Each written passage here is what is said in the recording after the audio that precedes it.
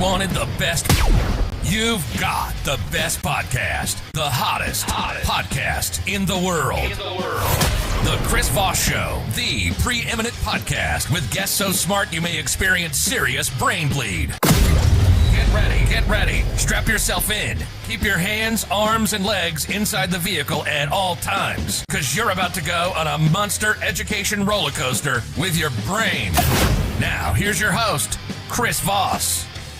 Hi, folks. Chris Voss here from the ChrisVossShow.com, the ChrisVossShow.com. Hey, we're coming here with another great podcast. We certainly appreciate you tuning in. Have you referred the show to your friends, neighbors, relatives, told them what a great show the Chris Voss Show is? Get them to subscribe. Get them to go to iTunes, Spotify, Pandora, Amazon. It's even on Audible on amzn.to. You can take and subscribe to the show just about anywhere in the world. And guess what? It's free for an unlimited time. You just go there and check it out and tell your friends to subscribe to the show. Go to youtube.com/Chris Voss. Hit the bell notification button. That's also free for an unlimited time. You can also go to goodreads.com/Chris Voss. The books we're reading and reviewing. You can also go to all the different Facebook groups. There's a whole bunch of them. LinkedIn groups, LinkedIn, Instagram, Twitter, every place all those kids are hanging out these days. You can check it out as well. Today we have a most excellent, exceptional author on the show. We're going to be talking about some really interesting stuff. He is the author of the book that just came out May 14, 2021. The title of it, Suppressed: Confessions of a Former New York Times Washington Correspondent. His name is Robert M. Smith, and he's going to be talking about some of his experiences, insights, and everything else. And this episode is brought to you by our sponsor, ifi-audio.com, and their micro iDSD signature. It's a top-of-the-range desktop transportable DAC and headphone app that will supercharge your headphones. It has 2 brown burr DAC chips in it and will decode high-res audio and MQA files. We're using it in the studio right now. I've loved my experience with it so far. It just makes everything sound so much more richer and better and takes things to the next level. iFi Audio is an award-winning audio tech company with one aim in mind: to improve your music enjoyment of quality sound, eradicate noise, distortion, and hiss from your listening experience. Check out their new incredible lineup of DACs and audio enhancement devices at ifi-audio.com. Robert is a former New York Times White House and investigative correspondent who has witnessed to some of the most important stories in modern history, including Watergate, the Pentagon Papers, and the My Lai massacre. Smith is a graduate of Harvard College, Columbia graduate, School of International and Public Affairs, Columbia Graduate School of Journalism, and Yale Law School.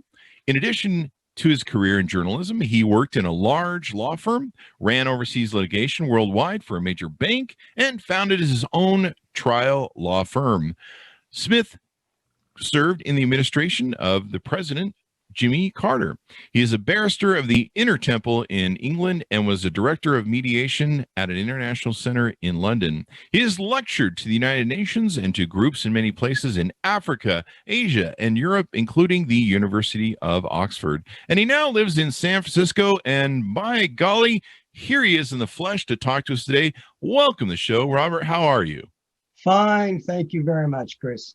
Thank you. Thank you. Give us your plugs so people can find you on the interwebs and learn more about you. If they go to, I don't have a website for the book. I can point people to Amazon and Barnes and Noble, which has some bio of me and some fair detail about the book. My own website relates to my principal work as a commercial mediator here and in Europe. There you go. There you go. So what motivated you to write this book? I think it sprang from the fact that my careers have combined journalism and law and mediation. And you look at, there are some facts you can start with that are absolutely indisputable. This country is divided down the middle, and the people on the right don't think too much or know much about perhaps the people on the left, and vice versa. And historically, the press, as the French visitor and author said in the 18th century, Alexis de Tocqueville, the newspaper comes to you every day, unbidden, to your home to speak to you about public affairs. So the commonweal, he called it. So in doing that, newspapers and the media more generally could make people on both sides of the divide aware of themselves, of what they're like, and focus to some extent on those things that they have in common, and perhaps help heal this awful divide in the country.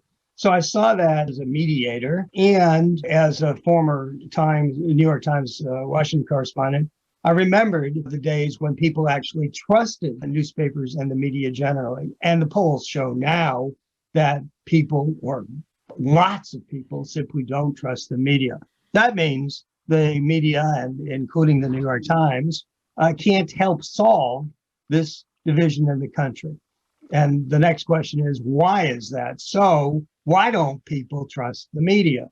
And I think in some cases they're right to see the media as biased, because the media has some large amount these days of what's called advocacy journalism. That is not neutral, factual journalism, but journalism in pursuit of some advocacy goal. There you are. That's why. Advocate journalism. So how would you define that? What does that mean? Well, there's a difference between, let's contrast investigative journalism and advocacy journalism. I think everybody knows what investigative journalism is. You start off looking for the answer, looking for what's really happening in this particular affair. And you don't know, but you're looking. With advocacy journalism, you start off also looking for what's going on here, but you already know the result that you're going to find or intend to find. That's the difference. So you experienced some of this starting with your career at the New York Times. What years did you work for the New York Times? And let's get into some of that stuff. It was quite some time ago, basically roughly 1967 to 1977 or so, with 3 years out for Yale Law School. I left the Washington Bureau of the paper, went to Yale Law School, and went back to the paper, and then wrote about law and business and government and so on. That's the time frame. And so you had some interesting things that happened with different stories you were working on there, Watergate especially. Do you want to talk about some of that? Watergate was my last story before going off to law school. Or actually, the day before. I was cleaning out my desk, and I had a lunch scheduled with the then acting director of the FBI. And when I got to, who was Patrick Gray, Patrick Gray, and when I got to the French, sort of fancy French restaurant in Washington, we were sitting, I was on a banquette, we were at a table there. In plain view, the restaurant was filled with people eating French food. He began to talk to me about Watergate. And I asked him, how far does this go? And he started telling me about some of the people involved.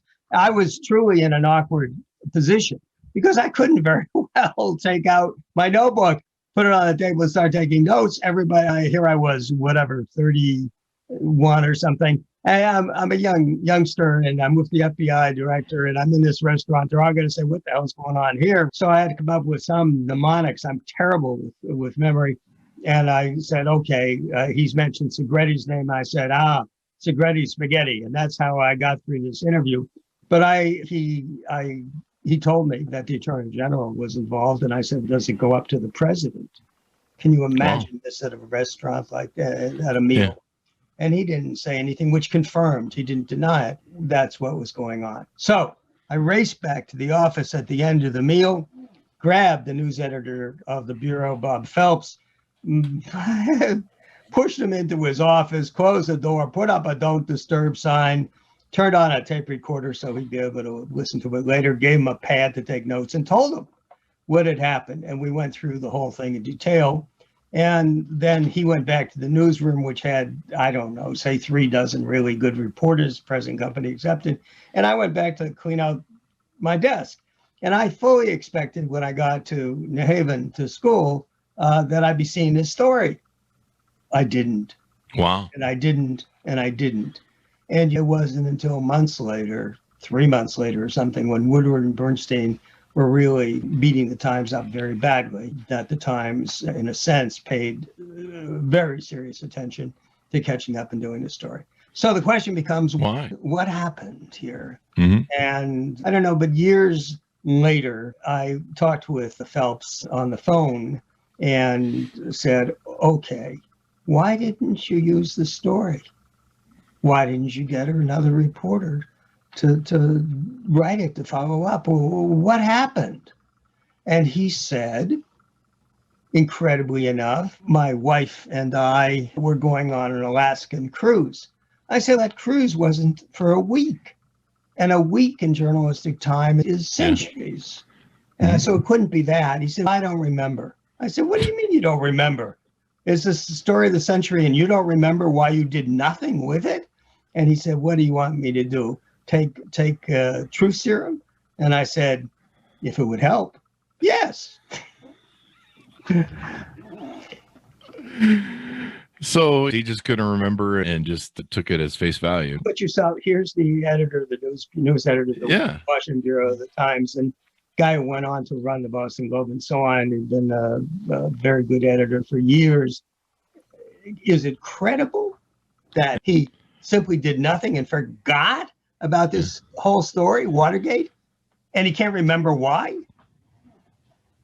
It's hard to believe. You talk about in your book about how the paper may have suppressed that and how filters work, how it chose some stories that it decided to take to print and how some didn't. Can you tell us about the filters and some of that, or is that the context of the story you just gave us? No, the filters always do reflect the values of the editors. Mm-hmm. And Washington, there are a series of little anecdotes and so on that are, in my mind, quite important from my time in the Washington Bureau of the Times about things that just weren't covered that I was covering. And to me, even as I look back on it, it's somewhat mystifying. And just to do it as briefly as possible, to pick a couple, I was leaked a story from the government, the comptroller of the currency had determined that there were problem banks. They called them problem banks. So you'd think people would like to know about these problem banks. So I got the document and I was writing the story. And the two business, they call them BizFin, business financial reporters, wouldn't touch the story. Wow. Or when I covered My Lai, which I also covered, it went on for some time, starting with the discovery of the story and going through the Army's internal reports, so to speak, they call General Pierre's report. The Pentagon reporter sat almost next to me in the Washington Bureau of the Times, and he wouldn't touch the story, not until the Pentagon finally had a press conference with its giving its view of the massacre, and then he covered that one. So there's a tremendous amount of being beholden, obviously, to, in a way, the entities and institutions and subject and sources, importantly, that this is a circumstance in which the sources can leak or not leak you information or be cooperative with you about it or not. And if you offend them, that's a problem. Yeah. And is one of the filters potential legal battles with being sued? The Pentagon Papers, I think, was another story of yours. And then, of course, I think just recently, it was the anniversary of the ruling on the Pentagon Papers. You are. Yes, Chris, that's correct. Funny, perhaps it's not funny, but I was so young at the time, I didn't know any better. The law firm that represented the Times in Washington on the Pentagon Papers case needed some affidavits, or at least my affidavit, very quickly, and I think a couple of others, from working stiff journalists who were covering the Pentagon, the White House, the State Department, whatever, basically saying this business of you're getting secret material, purportedly secret material, stuff that's been stamped as secret is normal. You can't function without it. When I was covering the State Department or the Pentagon, this stuff was given to me pretty routinely. That was the nature of things. People within that environment leaked stuff because they wished to in aid of their support for often a particular program or project or something or other, right? And obviously you were pledged to keep it completely secret, but it was the way the mill grinds, so to speak. If you couldn't actually get any information that the government chose to stamp secret, if you couldn't get it, you really couldn't function. So it was normal. And so I was asked to sign an affidavit saying that, essentially, that as part of my business, I was always getting secret stuff. Okay. I signed it. Now, the interesting thing is, in all my innocence, it was before I'd gone to law school. I said to the lawyer who wanted me to sign it, gee, will this get me in any trouble? They're prosecuting. They're going after the Sheehan and the Times and all this stuff. Is this going to get me in trouble? And he said, no, I wouldn't worry. So I signed. So it's an interesting concept. And so you walk through some of these different issues and you show how you take it from there.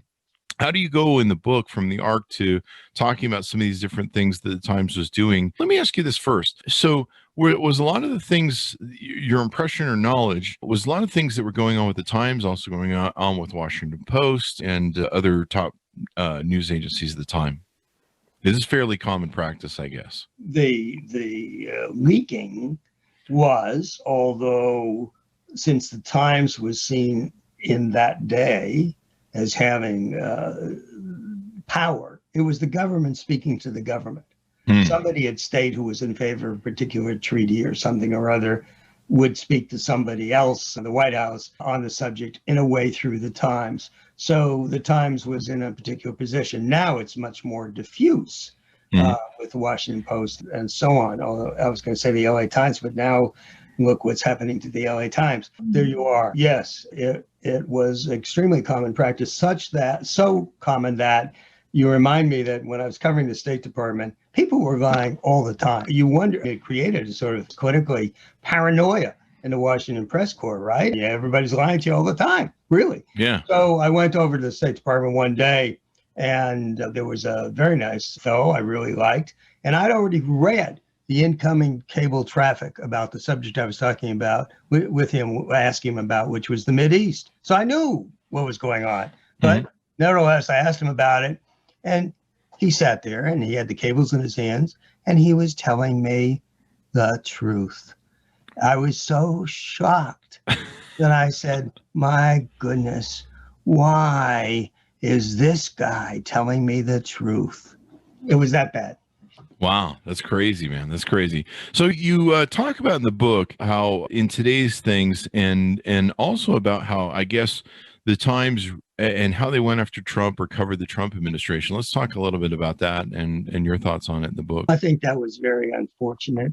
And I have to say right off, people in this circumstance usually ask the question, are you on the right wing or left wing, or what are your politics? And I always say my politics shouldn't and don't matter, because I'm not a journalist anymore, but if I were, everybody's got his or her values, really. But the idea is that they shouldn't color your work, your story, and so on.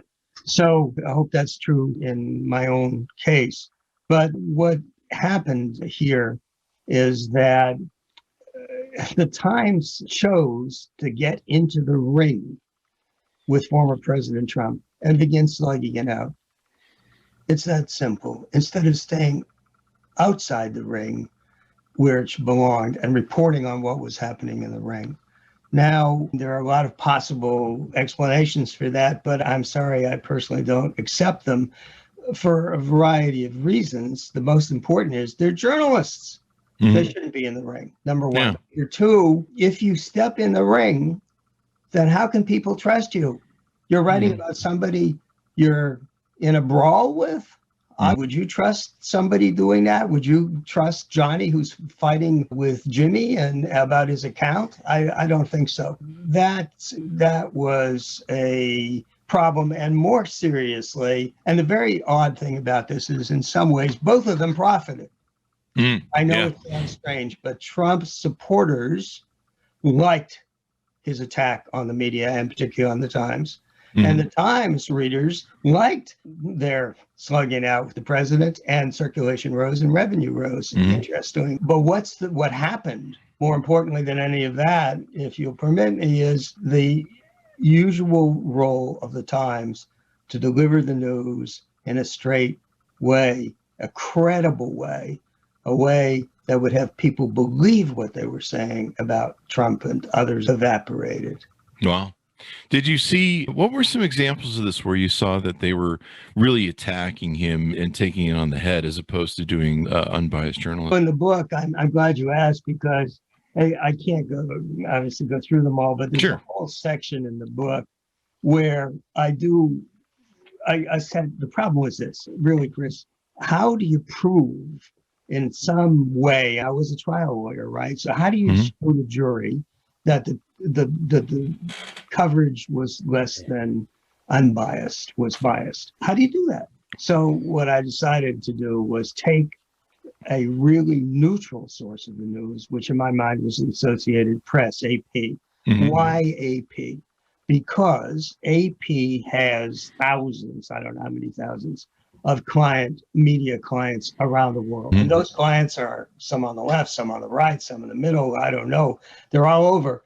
And so it is absolutely necessary for the Associated Press to be neutral, or it will lose some of those clients if it steps in a ring or does something like that. Therefore, its accounts are likely to be reasonably straightforward. So I took the same story, the story about the same event, the same speech, the same action decision on the part of Trump as it was portrayed in the New York Times with the way the Associated Press covered it. And I assure you, without going through all these stories, that if you read the book, if you read those stories, just that part, you'll see that sometimes it's bewildering that the event is being talked about in two different ways like that. So that's my evidence. And in the book, I leave it up to the reader. Read this and see what you think. It was a spectacular time for news agencies. They were almost on the fence financially, all of them, before Donald Trump. And he brought them all back. They were all doing record numbers for people buying subscriptions and downloading it. I never owned so many news subscriptions in my life up until that time. Do you think that they were creating maybe some clickbaity stuff so that they could get those subscriptions up? And I hope the Times wasn't deliberately doing that, but just don't question that we live in a world of clickbait. And what I'm often asked, is there any hope? Can we get back to a neutral form of journalism that folks can rely on? And of course, I can't predict the future. Who can? But not me. And I don't know the answer. But I think there is one point. There's a role that the Times used to have for the sort of traditional, reliable, honest paper. People will pay for that, perhaps especially business people who really need to know what's going on without bias. And I think that I'm hoping. I grew up at the Times in a very real sense. Seriously, I was 27 or whatever it was.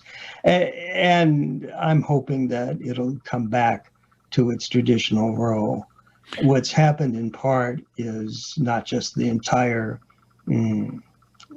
circumstance or the entire environment you've been kind enough to point to about clickbait and all the rest of this madness, but also young journalists, or young from my point of view, but journalists in their 20s and early mid-30s maybe, a lot of them, and I know some of them, have been brought up with the notion that advocacy journalism is a good thing.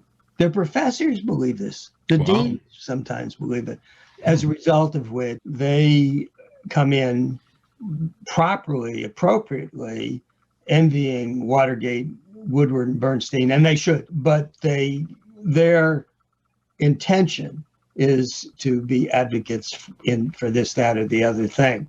And I would imagine, with the kind of employment modalities we have these days and the newsrooms, that pressure is felt by their editors and superiors.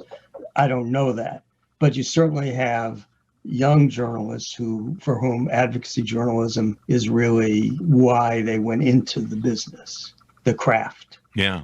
Do you think the opinion page scandals, there's been just so many opinion department scandals with the papers lately. Do you think that has hurt the trust of the papers? I find some of those scandals very confusing. I don't want my own personal sentiments to flow over too much, but I felt very badly for the science reporter at the New York Times. And I don't know the facts. And I was a trial lawyer. So maybe I'm speaking slightly out of turn. But really, how can you not sympathize with a guy who's given his life to paper and to its readers for 45 years, who then was just tossed aside? Yeah. So one of the things you talk about in your book is how to read the press like an insider. I think this is pretty interesting. Do you want to give us a little bit of insight to that? There's a whole section, a separate section at the end of the book. Gosh, I don't know what you would call it, a little bonus section or something. Afterward? Yes, exactly. Thank you. And it's called The Spike, How to Read a Newspaper Like an Inside Dopester. And it tells you, to the extent I can, quickly, how to watch out for bias, ask who says so, and just simple-minded things that reporters know, editors know, but maybe the general public doesn't. For example, I think everybody understands that the lead of the story, the first paragraph, or maybe the first two, or even perhaps three, give you the substance of it. But then if you hop down, assuming the story hasn't been surgically amputated, down to the last paragraph or two sometimes, it gives you the point that the reporter is trying to explicate and tell you about. If you're quickly reading the story, you can get the drift of it at the top and then hop on down to the end and find out why it's there and what the point is. And a lot of people, in my experience, don't do that. They look at the first couple of paragraphs and move on, which is a shame. It's just a trick, obviously. Yeah, it's interesting. I never knew. I'll have to watch for that as I read articles and stuff. I still get a lot of the different stuff, a lot of different papers and stuff from the Trump era. The news has definitely changed a lot with Biden being president. You don't wake up every morning going, what's on fire today? And it's quite different. Anything we haven't covered in the book that you want to tease out to get people to pick up the book? I guess there's only one other last point I would make. A lot of people don't trust the press. And in my day, we couldn't trust the government. And maybe that's become absolutely clear, maybe not. But I'll tell you how the FBI watched the press with great care, including obviously eavesdropping, getting phone numbers and that kind of stuff. But I think that the most telling example I can give is this. I got a story leaked to me, and it was, from my point of view, a very exciting story. It talked about the fact that the FBI had broken off relations with the CIA. I repeat, the FBI broke off communication with the CIA. I mean, Wow. What kind of world is this, right? Yeah. And so agents were going around from the two agencies, meeting in bars and exchanging notes to get around this ban, which Hoover had put in place because he'd been offended by something that the CIA had done. So I wrote this story. I had it in such detail that it was difficult to say it wasn't. And I did not use the Times in those days telex run. I didn't dictate it in New York on the phone. I didn't feel I could do any of those things with security. So I wrote this story on a typewriter in those days and got on a plane and took it to the newsroom in New York and gave it to them on a Saturday. It was going to be on the front page on Sunday, and the paper went to bed on Saturday afternoon at 3 or 4 o'clock. I can't remember, something like that. And so I knew I had to get comment from the FBI. I said, tomorrow we're writing the story about you breaking off relations with the CIA. So please, would you comment on that? And the FBI public affairs officer said, it's not true. I was shocked because normally they would say no comment, pretty much no matter what you asked, no comment.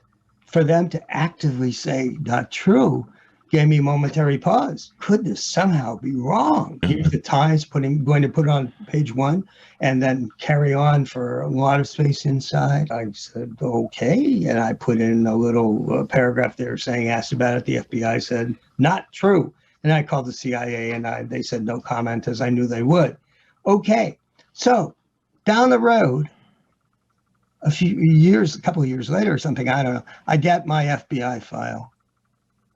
And I see in the file that the public affairs guy sent a note to, obviously, his superior saying, Smith of the Times called and asked about and outlined what I had asked and said he had said, not true.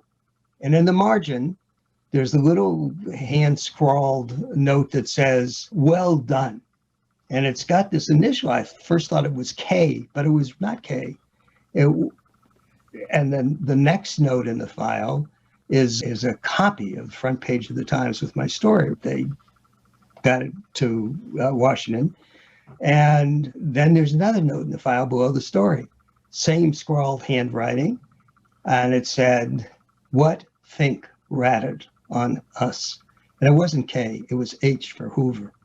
Holy moly. Wow. One example. There you go. Wow. There, all the way to Hoover. That's quite extraordinary, man. That's a crazy story. In fact, you were telling me a story before the show about how you had walked over to get a coffee, I think. Do you want to briefly tell that before you go? Oh, the Coca-Cola story. Yeah. I was covering the Justice Department, but I didn't usually go over to the Justice Department. It really wasn't necessary to do that. But I was over there one day, and it gets very hot in Washington, as you may know, especially when the air conditioning is not, in those days, wasn't that efficient. And I wanted to get a Diet Coke, and the soda machine was on one end of the corridor. So I went down the corridor to get the soda machine to put in my coins and get the drink. As I got there, I saw that the soda machine was directly at a foot behind a glass door. And the glass door said, "Entering FBI." This was in a time when the FBI was in the Justice Department building before they built the Hoover building across the street. And I said, "Oh my gosh, what do I do? That Coke looks really good there. Icy Coke. And here's this door, and I'm a foot away, and I have the coinage. What the heck?" I went in, got my Diet Coke or Coke, and went back through the glass door immediately, didn't go any further than the machine. And in my file, the FBI duly noted, obviously through security cameras or some sort of surveillance, Smith came into the premises of the FBI. Got a Coke. A complete subversive nature. Yeah, you should have had Pepsi, right? Yeah, I mean, maybe that was what the thing was. Your biggest crime. There you go. There you go. He ordered anyway. So this is really wonderful to have you on. Robert, give us your plug so we can find you on the interwebs or wherever you want people to, to go search you, and of course order up the book. The book is in the national distribution. You can go to Amazon.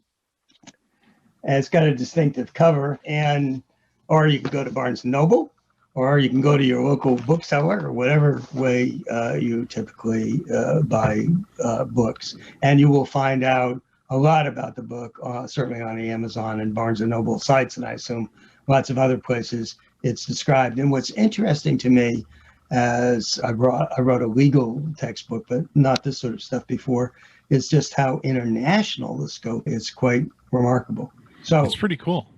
There you are. And if you want to find out about the book, go to Amazon, Barnes & Noble, whatever. And there'll be a link on the Chris Voss Show you can take and click as well. So, Robert, it's been wonderful, insightful, and historical to take and have you on the show and speak to you. Thank you very much, sir, for coming by and spending some time with us today. Thank you very much, Chris. It was very good to have me, and I very much appreciate it. It's been fun. Yeah, you as well. To my audience, go check out the book. Order it up as Suppressed: Confessions of a Former New York Times, Washington Correspondent. Robert M. Smith is the author. Thanks for joining us today, Robert. Thanks, my audience, for tuning in. Go to youtube.com/Chris Voss. Hit the bell notification button. Subscribe to the podcast. Refer to your friends, neighbors, relatives, all that good stuff. Go to goodreads.com/Chris Voss. You can also go to all of our groups on Facebook, LinkedIn, Twitter, all those different places, and check out what we're doing there. Thanks, everyone, for tuning in. Be good to each other, and we'll see you guys next time.